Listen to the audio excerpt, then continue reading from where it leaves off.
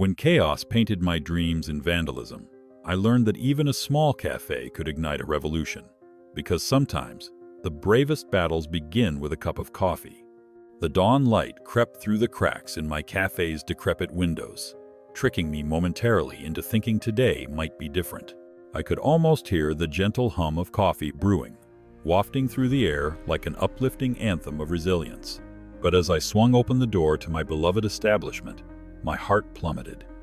There it was, a chaotic beautification of contempt sprawled across my storefront. Emma's Brew? More like Emma's ploy to steal taxpayer dollars, adorned in garish shades of neon. As I stared blankly at the grotesque mural, my stomach twisted into knots. Who had the audacity to think they could assail my little piece of the world? It felt like a personal affront, slap after slap of artistic anarchy painted in vibrant rebellion.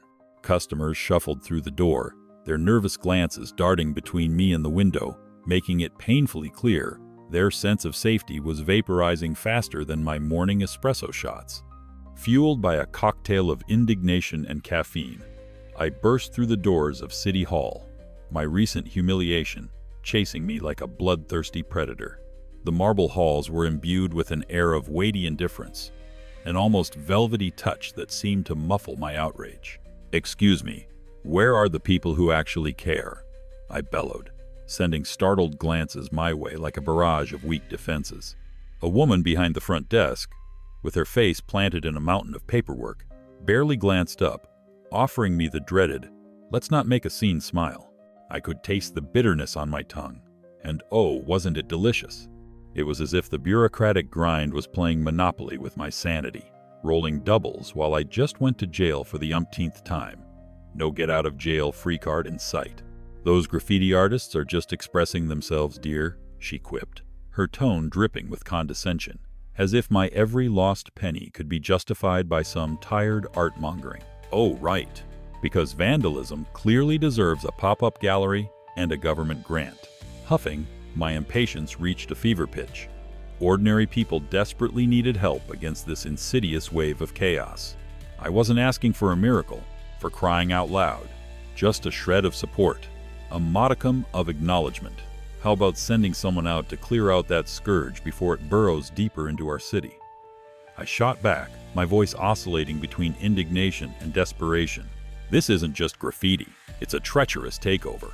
If this isn't some grotesque performance art, I don't know what is. I felt the heat in my cheeks rise, as if I'd played my trump card in a poker game I was losing, not the triumphant surge I'd hoped for. All she could do was shrug her shoulders, and that tiny motion sparked a fire in my gut, igniting a flurry of righteous fury that nearly spilled over. I knew in that moment the battle wasn't just mine, it was a fight for any sense of order left standing. When I returned to my cafe, my resolve wavered. It was as though I was carrying the weight of my entire neighborhood on my back, each burden heavier than the last. I glanced at the graffiti once again. My once cozy little shop was now an unwanted canvas for someone else's anger. And then, through the haze of despair, there he was, Jake Razor Martinez, his grizzled figure emerging from the shadows with a group of renegades at his side. My stomach dropped like an elevator with severed cables. Revulsion and a hint of dread knotting up inside me.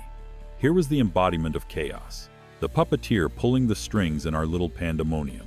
His reputation as the neighborhood's nightmare preceded him, a legend wrapped in layers of scruffy bravado and a propensity for violence that made even the bravest shiver. "What do you want, Razor?" I spat, my voice unusually steady against the tremors of my fear. His response was a chilling grin, one that hinted at unspeakable mischief. "Just thought I'd drop by and liven things up a bit, Emma. You know, make sure you're really feeling the love." He gestured toward my windows, adding a delightful pinch of mockery for dramatic effect. I could practically hear his brain calculating the chaos he intended to unleash. That perception solidified a raw adrenaline within me. That flicker of instinct pushed back, tugging me down a darker path, a desire for some kind of revenge, for justice. The point of no return arrived faster than I wanted it to. I was no longer merely a small business owner caught in the mafia of madness. I was determined to dive in head first, to stare down the heart of the vortex heady with treachery and trepidation alike. Just as I felt the tide begin to turn against me, a deafening ruckus erupted from outside. Voices rose in a cacophony as members of the National Guard arrived. Uniforms glistening like spit shined hope against the backdrop of pure chaos. Could it be? Was this the manifest representation of karmic payback? I watched in surreal disbelief as they strode in, righteous, flickering banners of authority valiantly cutting through the chaos like hot knives through butter. My heart thundered. A half-skewed bride waiting eagerly at a wedding altar. Could they really sweep in and reclaim my dream from the clutches of devastation? I could barely catch a breath as the soldiers began to disperse the throng that had descended upon my humble shop, bringing a fragment of much-needed order to this topsy-turvy world.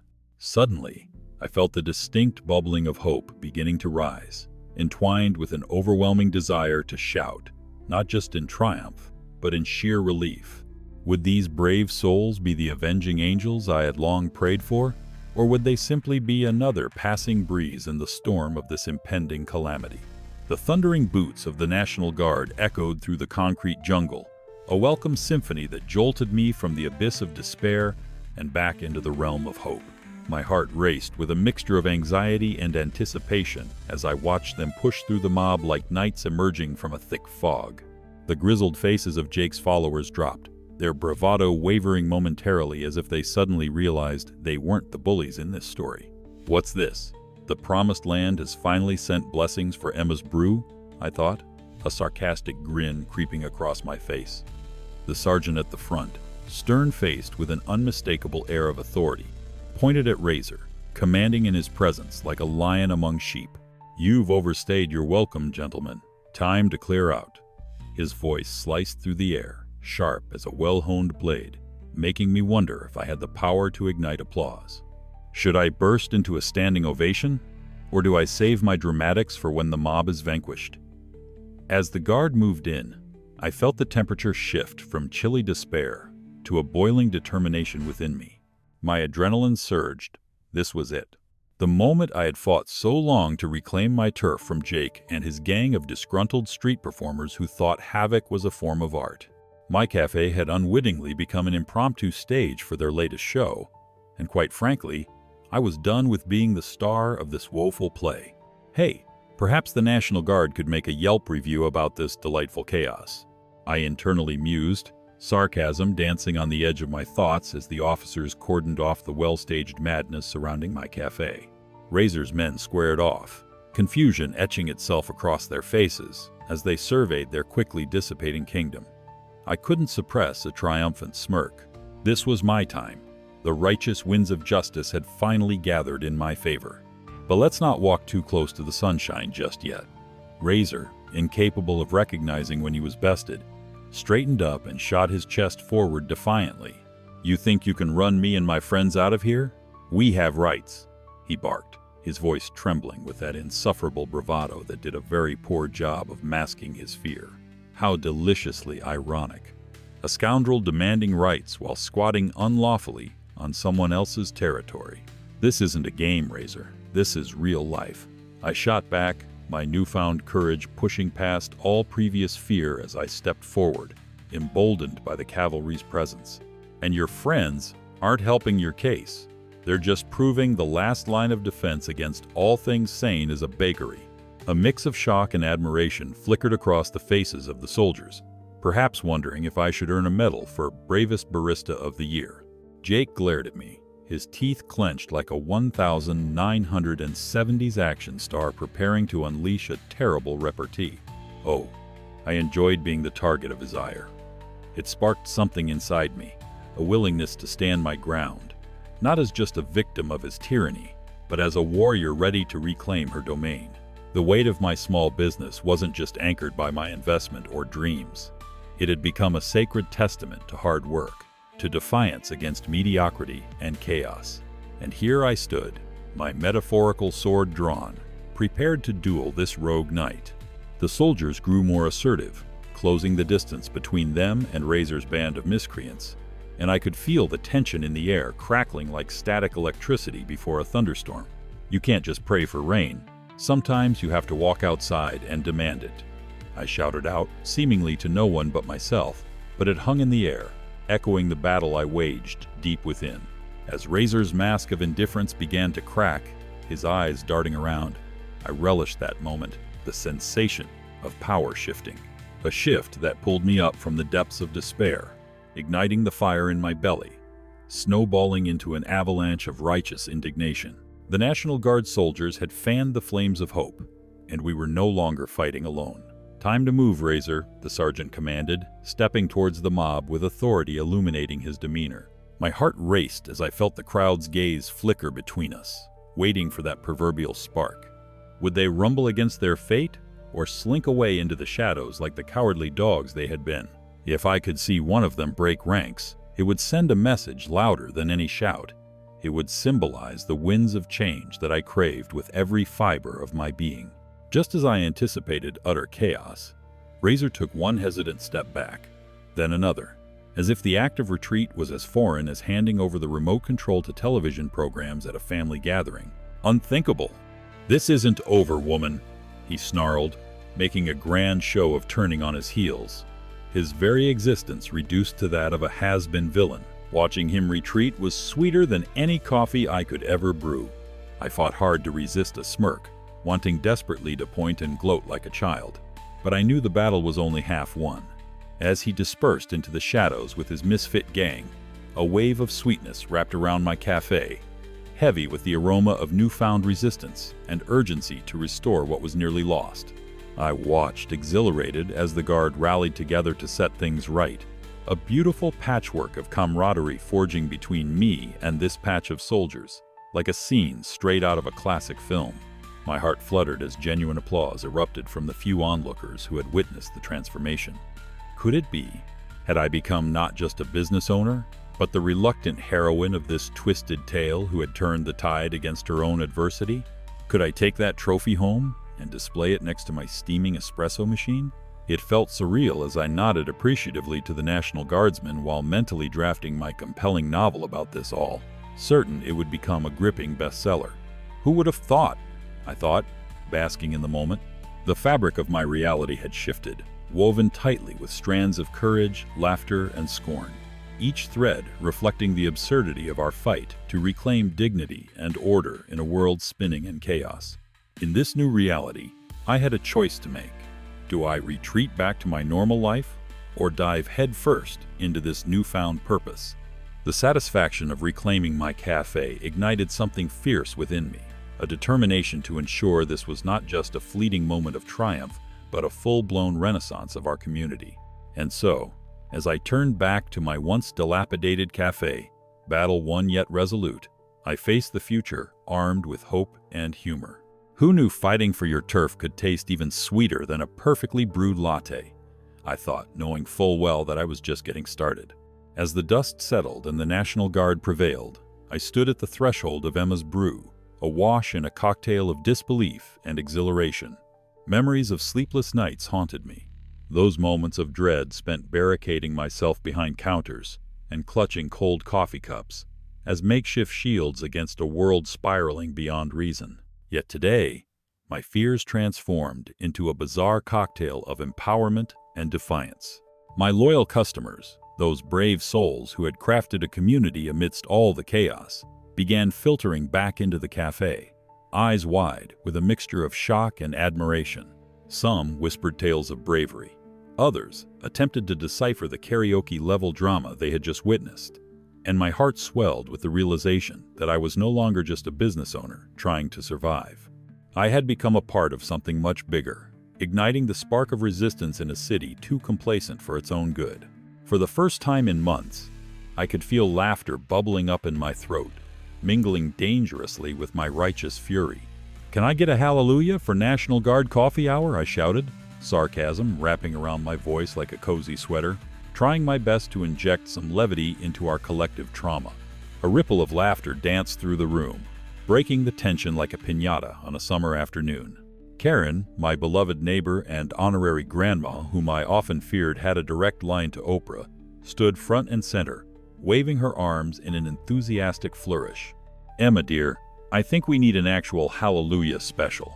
2 shots of espresso and a dash of courage," she declared, eliciting another round of chuckles through the crowd. We were high on adrenaline and absurdity, united by the weirdest circumstances surrounding what was supposedly a quaint little cafe. In that moment, I wasn't just recovering my cafe.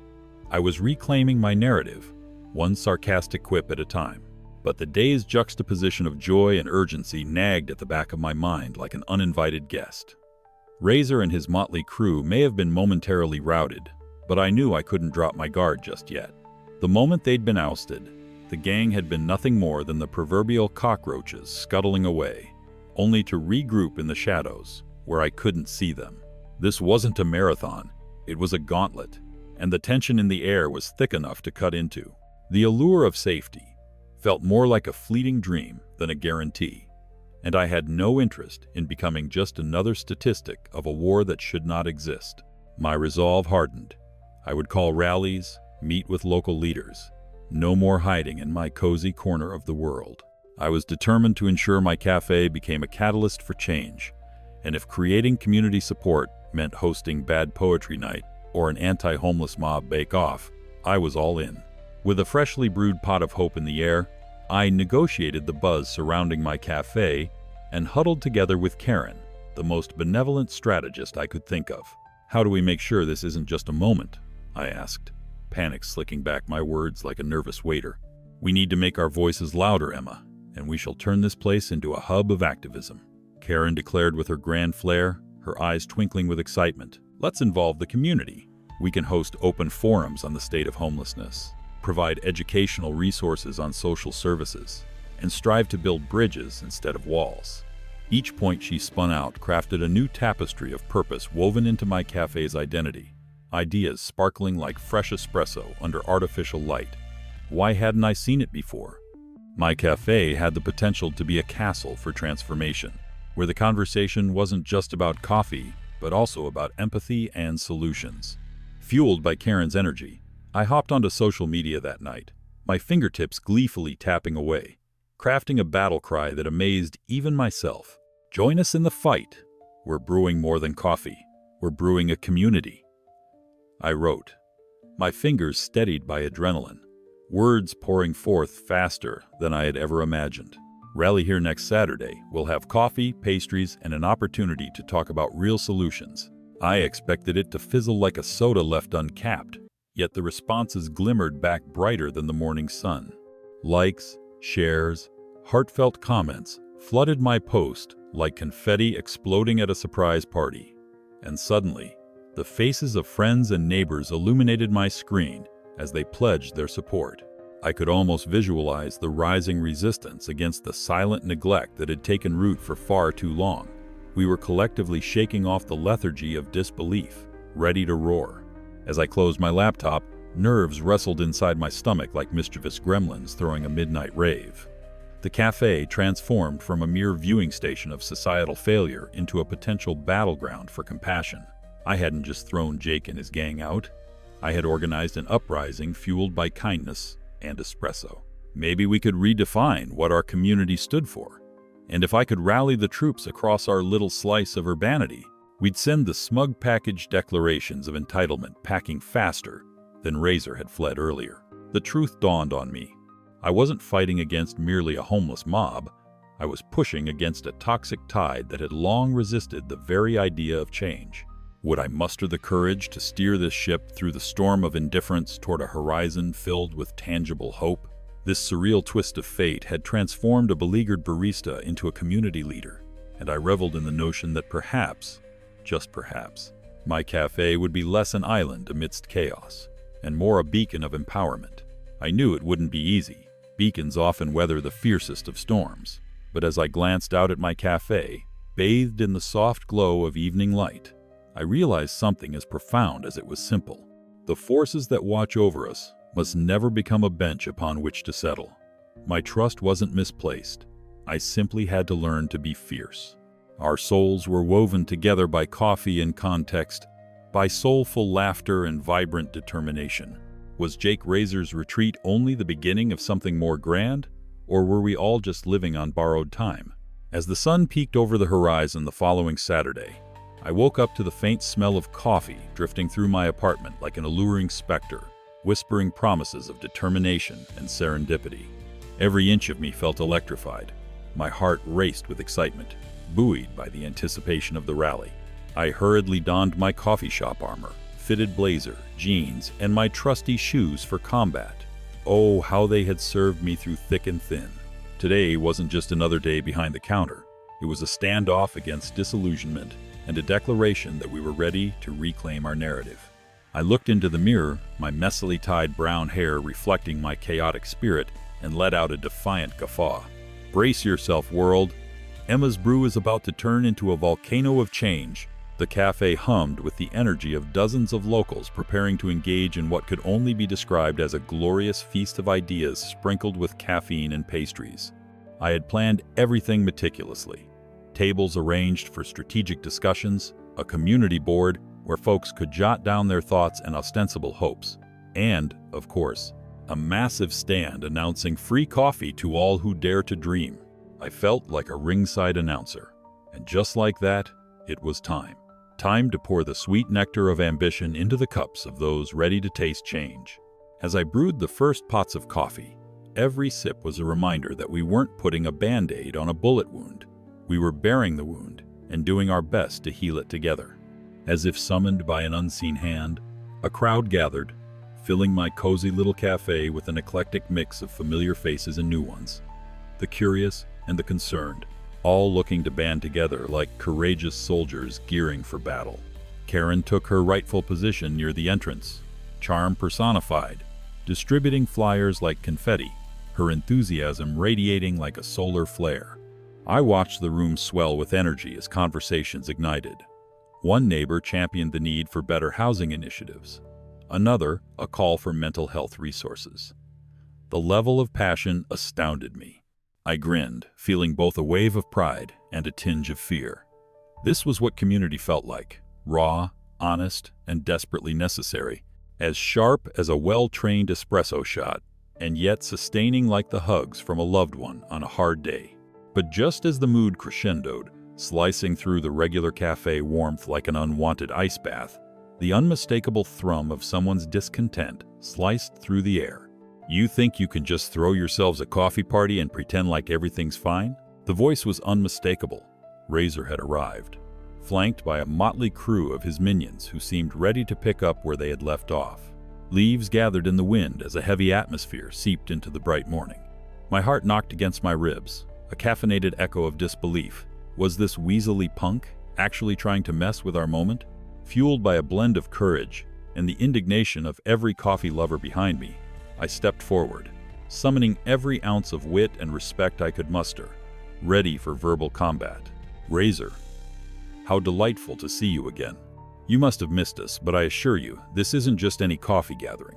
We're brewing community, while you're just brewing trouble. A ripple of laughter punctured the tense air, but Razor's expression turned the shade of a barrel of sour milk. I could feel the heat radiating from his balled fists, tension eclipsing the atmosphere. But I wouldn't let fear douse the fire we'd ignited. Stick around, we're starting a conversation here, and you're more than welcome to join. I know how much you enjoy crashing parties. The crowd reacted, laughter transforming into a rallying cry, their supportive murmurs filling my lungs with courage. Razor took a step back, his eyes darting between the horrid expectation of chaos and the daunting realization that he'd lost the crowd's favor. Just as I felt elation surge within me, joining forces against a common foe, something wild sparked between Razor and one of the concerned locals, a clash of ideals, and before long, the arguments escalated. Voices rose, sharp as espresso shots, with Razor snarling something about not needing to listen to a bunch of pretentious latte art enthusiasts. The balls had started rolling. People began to shout out their stories, frustrations tumbling like endless espresso shots. I watched in disbelief as this impromptu exchange transformed into a heated debate, the crowd pressing their points against his crap, while I just stood on a barista's stage oratorio, feeling like a battle-hardened general as we marched through the front lines of dignity, understanding, and empathy. Yet despite the symphony of voices, it became glaringly clear that Razor's band of misfits wasn't ready to throw in the towel so easily. He looked defeated. However, I didn't want defeat to sing in his punk melody today. There was a special kind of audacity in the air, People rallied behind their words, crafting arguments sharper than any flickering straws of violence. I turned to Karen with wild determination in my eyes. We need to channel this energy. Let's give them space to voice their needs. This can't end in chaos. We lead with compassion. At my command, the crowd began to breathe again, their words reassembling into coherent requests for support, policies, shelters, outreach programs.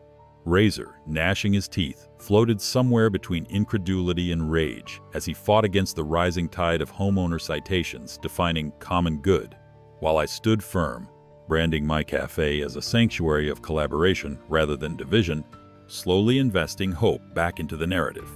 I saw my neighbors spark up discussions echoing through our crammed cafe, weaving dreams anew, and just like that, a primal will surged through my veins. I wasn't merely here to brew coffee anymore. I was here to brew solutions and instigate dialogues that were long overdue, and who was he to shatter this newfound harmony? As Razor's minions dissipated into whispers of impending doom, I felt a wave of triumph sweep over me. In that tumultuous chamber filled with clattering dishes and fervent voices, we stood unbroken, not just baristas and cafe enthusiasts, but a collective force of humanity committed to dismantling the false narratives that bound us. This could become something beautiful, something bigger than ourselves, a catalyst for change securing empathy at its core. So I shot a glance back toward Razor, catching the last glimmer of authority slipping from him like sugar dissolving in hot coffee. This was our moment, but it was just the beginning of a much grander endeavor to transform our plight into a fierce narrative of triumph and resilience. How far could we take this rebellion against indifference and reclaim not just our cafe, but the very fabric of our community? But before I could complete the thought or dive deeper into the lion's den of chaotic emotions surrounding Razor, a piercing siren blared in the distance, breaking through the noise of discontent like an electric shock. The hairs on my arms stood at attention as the unmistakable black and green silhouettes of the National Guard rolled into view, their presence both intimidating and oddly reassuring. "There they are," I shouted above the din, valiantly attempting to wrestle a spotlight for our cause. Myths and legends, the gallant heroes of our modern age, well dressed in camouflage anyway. My tongue tamed my mounting panic, channeling it into fervor as our makeshift audience shifted focus, eyes wide and brimming with curiosity. Like a beast awakened from a deep slumber, the National Guard trucks leveled to a halt beside my little cafe, boots drumming ground like a battle beat. Soldiers piled out, the clink of weaponry, a disturbing yet galvanizing backdrop to our burgeoning standoff. The commanding officer, an imposing figure with a granite jaw and steely eyes, stepped forward, surveying the scene like an eagle, assessing its territory. "What seems to be the issue here?" he barked, and I couldn't help but wonder if I should update him on the coffee engagement or if we should dive straight into the saga of my entrepreneurial spirit being besieged by a rogue faction. Part of me wanted to suck in the air, dramatizing every inch of this encounter, presenting my burning grievances like a theater performance gone gloriously awry. But even as I opened my mouth to relay the caffeinated chaos, Karen swooped in like a superhero, brandishing her colorful flyers like shields. "These folks are looking for community support. They're tired of being ignored," she pronounced, her voice unwavering and warm, a mother hen rising to protect her chicks. The guard officer slowly surveyed the crowd, eyes darting from one face to another, and I worried for a moment that if we didn't turn the tide soon, we'd witness an unscripted symphony of arrest and an unforeseen crescendo of despair. The tension twisted in the air like steam rising from freshly brewed coffee, hot, urgent, ready to burst at the seams. I could see in the officer's gaze the weight of bureaucracy sitting heavily on his shoulders, and I knew this could either become an opportunity for dialogue or a downward spiral unleashing chaos. In an unprecedented twist worthy of a filmmaker's pen, my voice rang clear, sharper than the strongest espresso shot. "Officer, if I may, this cafe has..." I took a deep breath to gather my thoughts. "Hosted conversations about community needs, mental health resources, affordable housing. We're not simply brewing coffee, we're brewing hope and sparking change." As my adrenaline surged, I couldn't help but notice Razor shift uncomfortably in the periphery, his bravado drenched in confusion, while the soldiers shifted from passive observers to engaged participants in our brewing storm. The officer nodded thoughtfully, and his brow began to unfurl little by little, showing signs of human emotion that suggested an understanding beyond just enforced order. "All right, I see your point, but what can we do?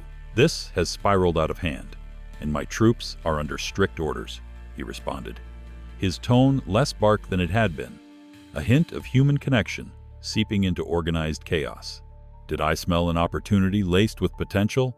There lay before us an unexpected collaboration, a chance to blend the bureaucratic might of the Guard with the grassroots pulse of our community.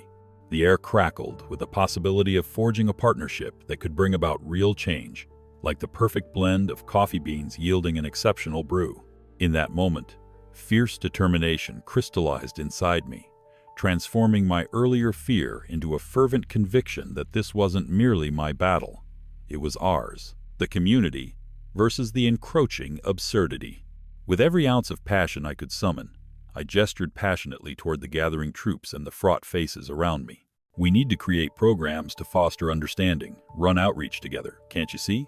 Not just masons of military might, but builders of a better future. It's about time we stopped waiting for better times to happen and start making them ourselves."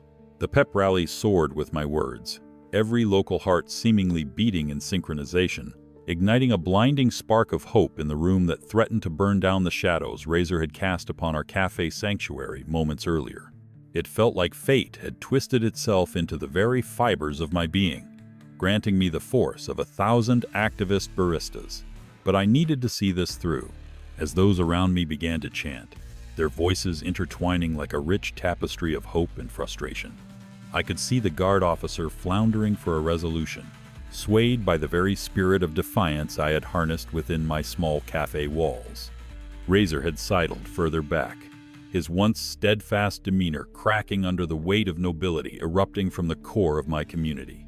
Whispers of solidarity passed through the crowd, swirling into a force powerful enough to push back against the tides of indifference, fundamental human instincts of compassion and camaraderie, rising like fresh foam on a perfect cappuccino. But as bellowing chants cascaded through the cafe, I couldn't help but wonder, was this the moment we would unravel the tightly wound knot of injustice, or would it draw tighter, challenging our resolve? I summoned all my courage once more, ready to etch our demands and aspirations into the very fabric of this gathering, hoping that whatever threads they wove together today would last through the stormy futures ahead.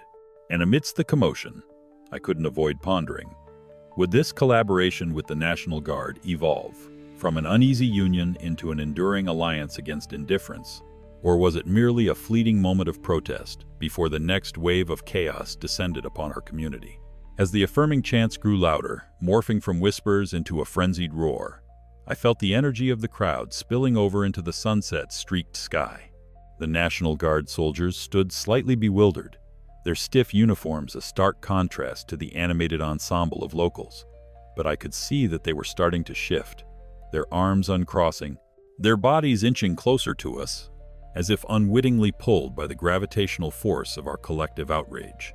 Razor, the self-proclaimed king of the chaotic underbelly of our neighborhood, was visibly shrinking in his leather jacket and tattered jeans, the bravado that had once rolled off him like thick smoke, now crackling in the heat of our vibrant unity. It was like watching a dark shadow slowly dissolve into the warm light of day, and for a brief moment, I relished the absurdity of it all. The coffee shop barista emerging as an unexpected hero of civic pride against a rogue faction, aided by a legion of soldiers who weren't quite sure where they had signed up for this plot twist. The commanding officer's eyes darted back and forth as though reading a supernatural script unfolding before him. "You make a compelling case, but..." He trailed off, caught between the pulsing heart of our collective desperation and the military precision of his duties.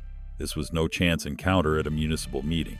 This was a spontaneous demonstration of human spirit reaching deeper than any bureaucratic hollow promise had ever penetrated. "Hold on just a moment," I shouted, flagging my excitement. "Let's forge a new path. We can create outreach programs geared toward rehabilitation, workshops for understanding mental health. We have resources in our community. We just need to mobilize. My voice soared high above the noise, fueled by the fierce determination coursing through my veins. Every word was a drop of hope landing in the chaos, splashing against Razor's tarnished facade. And as I glanced at the crowd, I could see flashes of recognition dawning on their faces, a shared understanding that we didn't have to be passive anymore. "Hold your horses there," boomed Razor, his voice dripping with incredulity. "You think any of that matters to us? You don't get it, do you? We're fighting for survival. We won't give up our claim." I felt the air shift, like a sudden gust before a storm breaks, bringing the crowd, and me, back to the harsh reality of Razor's world. The tension was palpable. His words were a double-edged sword, cutting into our hope while giving voice to the despair we had sought to ignore. My heart raced as I contemplated my next words. Did Razor believe that a fight in the streets was the only way to take a stand? As he glared menacingly at the soldiers, I could see that, despite his bravado, he was a man backed into a corner, flailing against the hopelessness swallowing him whole. With a deep inhale, I readied myself for a different approach, realizing that to gain any ground, I had to address the complexities of Razor's world head-on, rather than toss Molotov cocktails of ideas into the fray. "Razor!" I shouted, my voice cutting through the tension like a knife through oppressive air. "We want to help. This isn't just about turf wars, it's about human lives. Your fight isn't against us, it's against the system that's failed us all. Your claim here," I gestured around me, hoping to pull him out of himself and into the shared struggles of the crowd, "is not just for you and your crew. This cafe is a home, a beacon for everyone who feels lost, and it's about time we do something together to heal rather than hurt." My heart raced like a racing pulse, rushing to connect these fractal pieces of humanity before us. There was a thin line between desperation and manipulation, but I had a sliver of hope, and somewhere deep in Razor's eyes, I could see a flicker of something, resentment battling with curiosity, perhaps even a sliver of buried humanity threatening to emerge. Silence fell like a heavy shroud, gathering the intensity of our thoughts and hopes before unfolding a new narrative altogether. Razor's hardened features twitched ever so slightly, and in that fragile moment, I dared to believe that the barriers between us and them were illusions that we could dismantle, if only we harnessed understanding instead of fury. The guards exchanged glances, and it seemed that, like the first drops of rain heralding a storm's arrival, a shift of consciousness had taken root among them. "Maybe we need to see where we can help," the commanding officer finally said, his voice strained but sincere. "How about a neighborhood meeting, to draw up plans collectively?" Before he could finish, a wave of energy surged through the crowd, a tidal force that lifted morale to new heights. It was not just the National Guard convening a military response. It was local voices coalescing, a symphony of souls begging to be heard. "Yes, a meeting. Set it up," a voice echoed from the crowd, followed by a chorus of agreement bubbling over with infectious enthusiasm. I felt the thrill of possibility electrify the air, and for the first time in ages, light blazed through the suffocating darkness that had lingered heavy over our heads, a sight that could bend even the most steadfast of hearts. Razor stood hollow before me, a predator bewildered at the sudden crack in his armor, and I smiled defiantly. Was I imagining it, or were we all on the precipice of rewriting our story together, flipping the script on an age-old tragedy? The chants transformed into a sing-song melody of unity and purpose, pouring out of every corner of the cafe, wrapping us in a cocoon of hope and connection that felt almost tangible. Still reveling in the moment, I reached for my phone, eyes gleaming with resolve as I asked, "When do we meet, officer? When do we start making real change?" Our fate hung suspended in the air, pregnant with possibility. Around me, voices bubbled with excitement, laughter punctuating the tension as we contemplated our power in unison. Razor stood quiet, as if the weight of possibility had anchored him in place. As the empowering fervor flowed through the crowd, I knew one thing for sure. We were ready to reclaim our narrative, and together we would sculpt the destiny from the broken shards of our collective discontent. After all, what if we not only reshaped this cafe, but the entire community? and pulled Razor along for the ride. Wouldn't that be the ultimate tale of redemption? The following days were a blur of frenetic energy, coffee-scented camaraderie, and tactical discussions in my café, now affectionately dubbed the Hub of Hope. Each morning, sunlight spilled into the shop like optimism, illuminating the dusty corners where despair had once lingered. Inspired by our impromptu rally, the community rallied around me, pouring in with ideas that ricocheted off the walls faster than I could jot them down. Even Karen, my ever-supportive neighbor, brandished her knitting needles like a general wielding a sword, crafting beautiful banners covered in affirmations of unity and change. What if, she mused one morning, we add, every voice matters. Those who are unheard need to know we care. I couldn't help but chuckle in the midst of the solemnity. If any knitting project was going to create political upheaval, it would undoubtedly be Karen's artistic endeavors. Razor, like a storm cloud refusing to leave, still lurked on the fringes of our enthusiasm, almost desperately trying to keep himself relevant. He would swagger in occasionally, arms crossed, an imposing presence against the backdrop of our blossoming coalition. Yet each time, I witnessed an odd conflict brewing within him, like a beast straining against its chains. The scornful glares from locals ebbed slightly as they recognized him at our meetings. I made a conscious effort to not ignore him, not like he could simply fade into obscurity and leave his self-proclaimed throne unchallenged. It was as if both of us were locked in a game of chicken, and I was hell-bent on swerving to meet him halfway. Razor, we know you need to survive too. Let's start talking about how we bridge that gap. I would shout, my words, a fusion of challenge and invitation. Of course, Razor's replies rarely came without barbs, as if they were wrapped with twine made from disillusionment. Talk is cheap, barista. You really think adding some pink banners and heartfelt slogans will magically change the way people see us? He shot back one afternoon, an edge in his voice that sent prickles down my spine. My first instinct was to retort with some well-aimed sarcasm, but instead, I drew a deep breath, resolved not to let frustration cloud my judgment. But what if it's a start? I countered, my heart racing from the risk of being vulnerable with someone used to bullying his way through life. We can't fix everything overnight, but we can plant seeds. Wouldn't you rather see someone watering those seeds than choking them with a boot on their neck? As I spoke, I could almost sense the thoughts swirling in his mind, conflicting emotions battling like gladiators. Tensions ebbed and flowed like a tide, but I found clarity in chaos. The days had melted into impromptu strategy sessions. Groups gathered at the cafe, scribbling ideas on napkins, while patrons sipped on the steaming elixir of unity. Razor, surprisingly, started showing up for those discussions more often than not. His lean figure would slouch at the back, arms crossing finicky like an untamed lion ready to pounce but unsure of its prey. I noticed how the glint in his eyes changed during conversations. Sometimes they flared with indignation, but other times they brimmed with curiosity. You need to think of the future for once, Razor, I blurted out one evening, exasperated by an offhand remark he made about the futility of trying to build bridges. None of us can survive in this mess if we're at each other's throats. Didn't it make sense last week? Get some folks on board, and we stand a better chance of getting real help than we ever could alone. Slowly, it seemed as if my rallying cry fell on less deaf ears. Grassroots efforts burgeoned like wildflowers, bursting through the cracks of forgotten sidewalks, and my cafe transformed into a sanctuary of dialogues that would confound even the toughest of dissenters. Razor began to bring ideas of his own, ways to incorporate art and recreational spaces into the meetings, the edges of his mouth tightening with remnants of skepticism, but slowly peeling away to reveal pieces of ambition beneath. At first, I wondered if we merely stumbled upon the oddest plot twist of fate, where a coffee shop barista and a street king enlisted to rewrite a community's narrative. Never in my wildest dreams did I think our collective outrage would morph into something productive.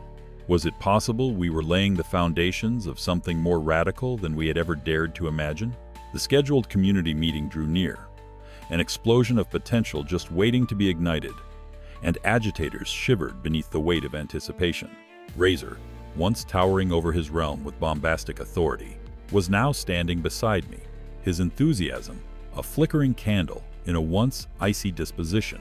Karen and I spent hours decorating our makeshift stage with lights strung from the rafters, the air crackling with the promise of palpable tension and electricity, our cafe burgeoning with chatter. I cherished this metamorphosis, the metaphorical weird egg we had scrambled together, fostering odd bonds and unexpected allies. Would Razor, in all his reckless abandon, perhaps step up in this protest for a better future?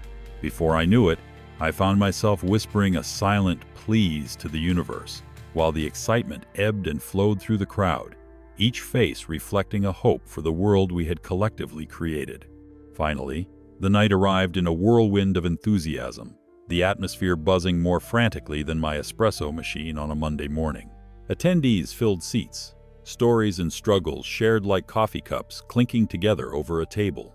And right there, toward the front, Razor stood, proud and perhaps a little vulnerable, addressing the audience in a way I'd never anticipated. "Look, people," he said, his voice sheepish yet powerful, "we've all got different stories, different struggles. But instead of tearing each other down, it's time to rise." A tremor of disbelief rippled through me, an electric mix of pride and resolve. This titan of chaos had chosen to weave his narrative into ours, uniting rather than dividing. So, as exhilaration washed over us like a summer rain, scattering the remnants of fear into the back alleys where they belonged, I smiled wide enough to light up the darkest corners of doubt. Would this be the moment we reclaimed not just our cafe and neighborhood, but lives and dreams? Our ambitions crashed together in a splendid collage, as Razor's words underscored everything else we'd created. "Cheers to building rather than breaking," I jubilantly exclaimed, raising my coffee cup high, our lives interwoven like strands of a tapestry. Perhaps a new chapter, a new tale of rebellion against the absurdities of life, was finally beginning. Would the world see it as we did and forge ahead with us?